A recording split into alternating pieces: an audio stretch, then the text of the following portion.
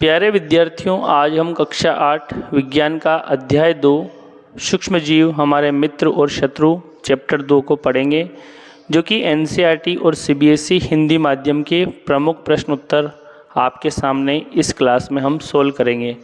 तो दोस्तों चलिए कॉपी पेन लीजिए और इन आंसर को लिखिए और एग्ज़ाम्स के लिए रेडी रहिए। तो दोस्तों हमारे आज के प्रश्न रहें आपके सामने और वीडियो को कतई स्किप न करें, क्योंकि स्किप करने पर प्रश्न छूट सकते हैं। तो चलिए दोस्तों, पहला प्रश्न क्या है, सही विकल्प का चयन करना, यानी कि ऑब्जेक्टिव क्वेश्चन है। यीस्ट का उपयोग इनमें से किस चीज़ के उत्पादन में किया जाता है, यानी कि कौन सी चीज़ बनाने में यीस्ट का इस्तेमाल करते हैं। तो चीनी, अल्कोहल, हाइड्रोक्लोरिक अम्ल और ऑक्सीजन। तो दोस्तों अल्कोहल बनाने में यानी कि वाइन बनाने में हम यीस्ट का इस्तेमाल करते हैं, जो कि एक प्रकार का फंगस है यानी कि कवक है। तो पहला प्रश्न हुआ। दूसरा प्रश्न है दोस्तों, निम्न में से प्रतिजैविक कौन है, एंटीबायोटिक। तो सोडियम बाइकार्बोनेट, स्ट्रेप्टोमाइसिन, अल्कोहल और यीस्ट। तो दोस्तों इनमें स्ट्रेप्टोमाइसिन जो कि एंटीबायोटिक है यानी कि प्रतिजैविक का उदाहरण है। तो ऑप्शन ख हमारा करेक्ट आंसर हुआ दूसरा नंबर प्रश्न का। तीसरा प्रश्न है, सूक्ष्म जीव कहाँ पाए जाते हैं, यानी कि माइक्रो ऑर्गेनाइज्म कहाँ पाए जाते हैं, जल में, वायु में, मिट्टी में, इन सभी जगह। तो दोस्तों छात्रों, ये जो सूक्ष्म जीव होते हैं जैसे जीवाणु हैं, कवक हैं, ये जल में, वायु में, मिट्टी में यानी कि सभी जगह पाए जाते हैं, यानी कि जल, थल और वायु तीनों स्थान पर ये पाए जाते हैं। तो ऑप्शन घ हमारा करेक्ट आंसर हुआ इस प्रश्न का। तो ऑप्शन घ पर टिक लगाइए और चलिए अगला वाला जो प्रश्न है हम सोल्व करते हैं। सबसे पहले कौन सा प्रतिजैविक खोजा गया था। तो दोस्तों सबसे पहले प्रतिजैविक जो खोजा गया था पेनिसिलिन, स्ट्रेप्टोमाइसिन, टेट्रासाइक्लिन, इनमें से कोई नहीं। तो पेनिसिलिन जो प्रतिजैविक है, एंटीबायोटिक है, इसको पेनिसिलिन नोटेटम नामक कवक में अलेक्जेंडर फ्लेमिंग ने 1928 में खोजा था। इसके लिए उन्हें नोबेल प्राइज़ भी दिया था। चौथा पांचवा प्रश्न है, चीनी को अल्कोहल में बदलने की प्रक्रिया क्या कहलाती है। तो दोस्तों चीनी को अल्कोहल में बदलने की प्रक्रिया मोल्डिंग, किण्वन, नाइट्रोजन स्थिरीकरण और संक्रमण। तो किण्वन प्रक्रिया कहलाती है, यानी कि शुगर का अल्कोहल में बदलना किण्वन कहलाता है, यानी कि फर्मेंटेशन कहलाता है। तो शुगर चेंजेज इनटू अल्कोहल ये कहलाता है फर्मेंटेशन। अगला है दोस्तों, संचरणी रोगों का सबसे मुख्य कारक है। तो यानी कि जो इन्फेक्टेड डिसीज़ है उनका मुख्य कारक क्या है, चीनी, ड्रैगन फ्लाई, मकड़ी और घरेलू मक्खी।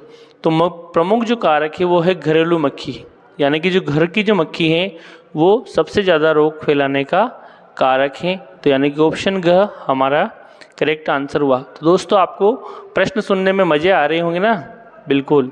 अगला है, डेंगू परजीवी का वाहक है, यानी कि डेंगू जो बीमारी है उसका वाहक कौन है। मादा एडिस मच्छर, घरेलू मक्खी, मादा एनाफिलीज मच्छर, कॉकरोच। तो दोस्तों जो मादा एडिस जो मच्छर हैं वो डेंगू के वाहक को एक स्थान से दूसरे स्थान तक ले जाने का काम करता है। तो ये क्या हुआ, बीमारी का वाहक हुआ। तो वाहक कौन होते हैं, जो रोग को एक स्थान से दूसरे स्थान तक ले जाते हैं। अब हमें रिक्त स्थानों की पूर्ति वाले प्रश्न को करना है। तो दोस्तों ध्यान से सुनिए। पहला प्रश्न है, लैक्टोबैसिलस जीवाणु दूध को खाली स्थान में परिवर्तित करता है। तो लैक्टोबैसिलस जो जीवाणु है वो दूध को दही में बदल देता है, यानी कि दूध को दही में कौन बदलता है, लैक्टोबैसिलस जीवाणु। तो हुआ ना फायदा लैक्टोबैसिलस जीवाणु का, यानी कि जीवाणु हमारे लिए फायदेमंद भी हैं। अगला हेजा के द्वारा होता है। तो हेजा कौन से जीवाणु के द्वारा होता है, विब्रियो कोलेरी। तो विब्रियो कोलेरी क्या है, जीवाणु। तो हेजा जीवाणु के द्वारा होता है। अगला है, राइजोबियम जीवाणु पौधे की जड़ों तथा ग्रंथियों में पाए जाते हैं। तो कौन से पौधे की, लेग्यूम पौधे की। लेग्यूम का मतलब जिन पौधों के फलियां पाई जाती है, जैसे मटर हैं, चना हैं, यानी कि जितने भी दाल वाले पौधे हैं उनकी जड़ों में आपने गठाने देखी होगी ना, ग्रंथियां, उनमें राइजोबियम जीवाणु पाया जाता है, जो कि नाइट्रोजन स्थिरीकरण करता है। अगला प्रश्न देखिए, पोलियो के द्वारा उत्पन्न होता है। तो पोलियो जो बीमारी है वो वायरस द्वारा होती है और उस वायरस का नाम है दोस्तों एंट्रोवायरस। तो पोलियो एंट्रोवायरस के द्वारा होती है। तो इसका आंसर हुआ वायरस। गेहूं का जो रस्ट रोग है, गेहूं की पत्तियों के ऊपर आपने सफ़ेद सफ़ेद सी रस्ट देखी होगी, वो क्या है, वो है कवक। क्या है, कवक। तो गेहूं की रस्ट कवक के कारण होती है, यानी कि ऑप्शन जो है हमारा कवक इसमें। अगला चेचक के टीके की खोज किसने की थी?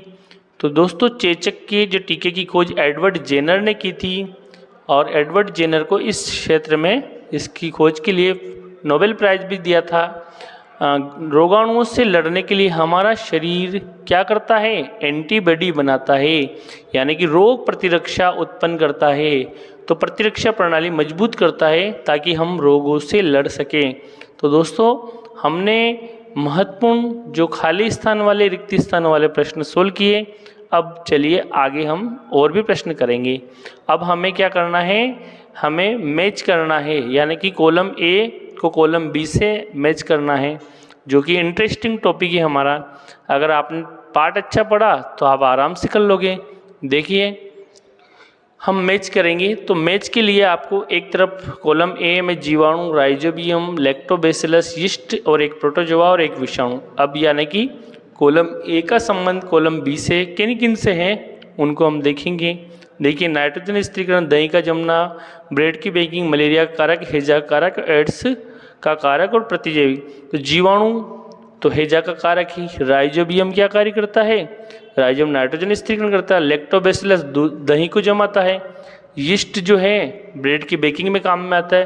और प्रोटोजोआ जो है वो है प्रोटोजोआ मलेरिया का कारक, और विषाणु जो है वो एड्स का कारक है। तो सबसे पहले जीवाणु हैजा का कारक, और जीवाणु कौन सा वाला? विब्रियो कोलेरी जीवाणु। नाइट्रोजन स्थिरीकरण यानी कि राइजोबियम जीवाणु। लैक्टोबैसिलस क्या करता है? दूध को दही में बदलता है, यानी कि दही का जमना। यीस्ट ब्रेड की बेकिंग, यानी कि ब्रेड उद्योग में इसका इस्तेमाल करते हैं। प्रोटोजोआ मलेरिया का कारक है, प्रोटोजोन्स के कारण होता है। और एक विषाणु यानी कि वायरस HIV यानी कि एड्स का कारक है। HIV human amino deficiency virus. तो हमने क्या किया? टेबल ए को टेबल बी से, यानी कॉलम अ को कॉलम बी से क्या किया? मैच कर लिया। तो पहले का ड आया, दूसरे का क, तीसरे का ख, इस तरह से हमने मैच किया। अब सूक्ष्म जीवों के मुख्य वर्ग कौन कौन से, यानी कि सूक्ष्म जीवों को किन किन वर्गों में बांटा गया है? तो सूक्ष्म जीवों को मुख्यतः 4 वर्गों में बांटा गया है। इसमें दोस्तों जो वायरस है यानी कि विषाणु है उसको अलग किया गया है, क्योंकि विषाणु सजीव और निर्जीव के बीच की कड़ी है। तो सबसे पहले जीवाणु यानी कि बैक्टीरिया, दूसरा है कवक यानी कि फंगस, तीसरा है प्रोटोजोआ और चौथा है शैवाल। तो दोस्तों जीवाणु, कवक, प्रोटोजोआ और शैवाल, इनमें बांटा गया है सूक्ष्म जीवों को। अब आगे 5वां प्रश्न है, प्रमुख प्रतिजैविकों के नाम बताना है। तो कौन कौन से एंटीबायोटिक आपने जीवन में काम में आती है? तो दोस्तों प्रमुख प्रतिजैविक जो हैं, सबसे पहले हैं स्ट्रेप्टोमाइसिन। तो स्ट्रेप्टोमाइसिन है, टेट्रासाइक्लिन है, एरिथ्रोमाइसिन है, पेनिसिलिन है, एजिथ्रोमाइसिन है। तो ये सब क्या है? एंटीबायोटिक औषधियाँ हैं। मनुष्य में फफूंद यानी कि कवक से उत्पन्न 2 रोगों के नाम बताइए, यानी कि कवक के द्वारा होने वाले 2 रोग जो भी मनुष्य के अंदर होते हो। तो सबसे पहले दाद यानी कि दाद जो होता है, एक्जिमा जो होता है, वो भी कवक द्वारा होता है। और एथलीट फुट रोग ये भी फंगस द्वारा होता है। अगला प्रश्न, खाद्य पदार्थों के परिरक्षण में प्रयुक्त 2 परिरक्षकों के नाम बताइए, यानी कि जो खाद्य पदार्थों को हम सुरक्षा देने के लिए यानी खराब होने से बचाने के लिए 2 कौन कौन से उपाय करते हैं? सबसे पहले चीनी और नमक। आपने चीनी का मुरब्बा देखा होगा, और नमक को भी हम जो मछली वगैरह उनको खराब होने से बचाते हैं। अगला है, हमारे जीवन में उपयोगी 2 सूक्ष्म जीवों के नाम बताएं, ये हमारे लिए किस तरह उपयोगी होते हैं, यानी कि फायदेमंद सूक्ष्म जीवों के नाम बताने हैं आपको अब, जो हमारे जीवन में कहीं ना कहीं हमें लाभ देते हैं, जिनसे हमें फायदा होता है। तो जैसे लैक्टोबैसिलस जीवाणु, ये क्या कार्य करता है? दूध को दही में बदल देता है, और दही हम सब जानते हैं जिसका हम इस्तेमाल घरेलू खाद्य पदार्थों में करते हैं। राइजोबियम जीवाणु यह नाइट्रोजन को स्थिरीकरण करता है, यानी कि फलीदार पौधों की जड़ों में पाया जाता है, और वायुमंडल से नाइट्रोजन लेके नाइट्रेट में बदल देता है। अगला प्रश्न है, नोवा प्रतिजैविक क्या है, यानी कि एंटीबायोटिक क्या है, और इसके उपयोग में कौन कौन सी सावधानियां रखनी चाहिए? तो दोस्तों एंटीबायोटिक वो औषधियाँ होती है जो जीवाणु से होने वाले रोगों से हमारा बचाव करती है। यह एक प्रकार का रासायनिक पदार्थ होता है, इसका निर्माण सूक्ष्म जीवों के द्वारा होता है, यानी कुछ एंटीबायोटिक कवकों के द्वारा भी बनाई जाती है, जैसे पेनिसिलिन नोटेटम कवक से पहली औषधि प्रतिजैविक जो प्राप्त की थी वो थी पेनिसिलिन। अलेक्जेंडर फ्लेमिंग ने 1928 में इसे प्राप्त किया था। इनका उपयोग शरीर की बीमारियों से लड़ने में किया जाता है, यानी कि यह रोगों से हमें बचाती है। और क्या सावधानियां रखनी चाहिए? तो दोस्तों इन्हें ज़्यादा मात्रा में हमें नहीं लेना चाहिए और जो भी डॉक्टर्स की सलाह हो उतनी ही हमें लेनी चाहिए।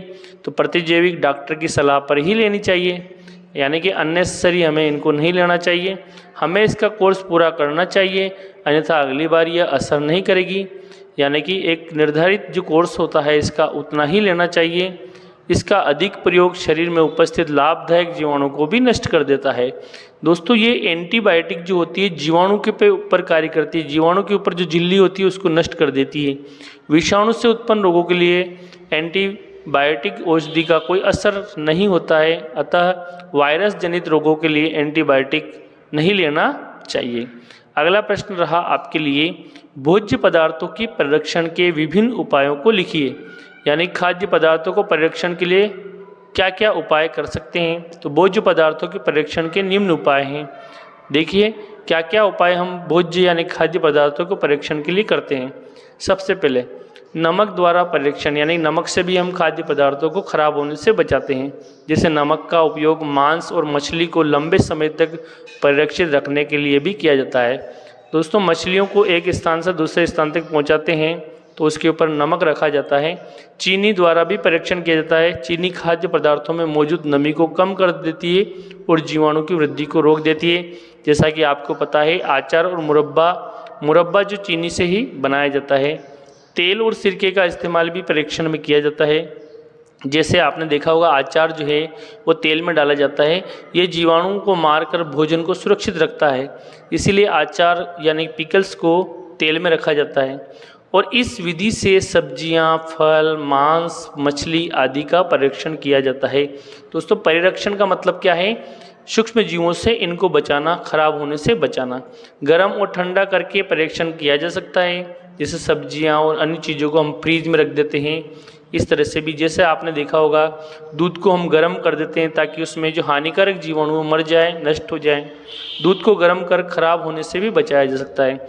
दूध को हम हल्का गर्म क्यों करते हैं? ताकि उसके अंदर जो हानिकारक जीवाणु नष्ट हो जाए और दूध खराब होने से बच जाए। भंडारण पैकिंग द्वारा भी हम परीक्षण करते हैं। जैसे आपने देखा होगा चिप्स वगैरह जो हैं उनको वायुरोधी सील के द्वारा खाद्य पदार्थों का परीक्षण किया जाता है। यानी कि चिप्स हैं या जो भी खाद्य पदार्थ हैं आपने देखा होगा थैलियों में रखे जाते हैं, क्योंकि उसमें नाइट्रोजन भर दी जाती है जो कि अक्रिय गैस है, वो भी बचाती है इनको। टीकाकरण क्या है और यह हमारे लिए क्यों आवश्यक है? दोस्तों आपने देखा होगा पल्स पोलियो अभियान चलता है, बच्चों को टीके लगाते हैं, BCG के टीके लगाए जाते हैं, DPT के टीके लगाए जाते हैं। तो जब रोग कारक सूक्ष्म जीव हमारे शरीर में प्रवेश करते हैं तब हमारे शरीर उनसे लड़ने के लिए प्रतिरक्षी उत्पन्न करते हैं। तो यानी कि हमारा शरीर क्या करता है? उन रोगों से लड़ने के लिए एंटीबॉडी बनाता है, यानी कि रोग प्रतिरक्षी उत्पन्न करता है। तो हमारा जो शरीर है उन रोगों से लड़ता है। किन रोगों से? बाहर से आए सूक्ष्म जीवों से होने वाले रोगों से। तो कभी कभी क्या होता है उन रोगों से हमारा शरीर नहीं लड़ पाता है, तो उसके लिए हमें क्या करता है? टीकाकरण करवाई जाती है। यह प्रक्रिया टीकाकरण कहलाती है। तो टीकाकरण में हम क्या करते हैं? शरीर में कुछ औषधियाँ प्रवेश कराई जाती हैं। हमारे शरीर को यह स्मरण रहता है कि वह उन्हीं सूक्ष्म जीव के शरीर में पुनः प्रवेश करने पर किस प्रकार उनसे लड़े।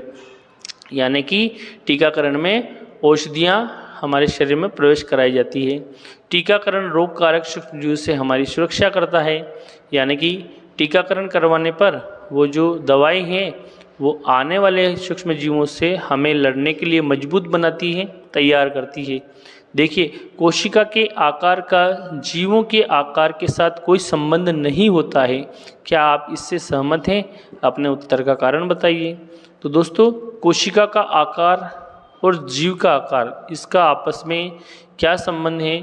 तो देखिए दोस्तों इस प्रश्न का आंसर हाँ, कोशिका के आकार का जीवों के आकार के साथ कोई संबंध नहीं है। क्यों नहीं है? चाहे हाथी की कोशिका हो या चींटी की कोशिका हो, कोशिका की साइज सबकी बराबर ही होती है। ऐसा बिल्कुल भी आवश्यक नहीं है कि हाथी की कोशिकाएं चूहे की कोशिकाओं से बहुत अधिक बड़ी हो। यानी कि कोशिकाओं का उनका जीव के आकार से कोई संबंध नहीं है, जबकि उनके कार्य से संबंध है। जैसे मान लें तंत्रिका कोशिका अलग कार्य करती है तो उसकी साइज अलग होगी। जैसे मान लीजिए हमारी अन्य कोशिकाएं जैसे ओडोंटोब्लास्ट कोशिकाएं हैं या अपनी जो आरबीसी कोशिकाएं हैं, उनका सबका साइज बराबर होता है। तो दोस्तों बिल्कुल भी हम इस चीज़ को नकारते हैं कि शरीर जो है जीव के आकार से कोशिका का आकार का कोई संबंध बिल्कुल भी नहीं है, जबकि उनका संबंध उनके कार्य से है। तो दोस्तों इस क्लास में आपको मज़ा आया होगा। Thank you for watching. आए दोस्तों वीडियो पसंद आए तो लाइक कीजिए, कमेंट कीजिए, शेयर कीजिए और कोई प्यारा सा अपना कमेंट छोड़ दीजिए ताकि मुझे मोटिवेशन मिले अन्य वीडियो बनाने के लिए।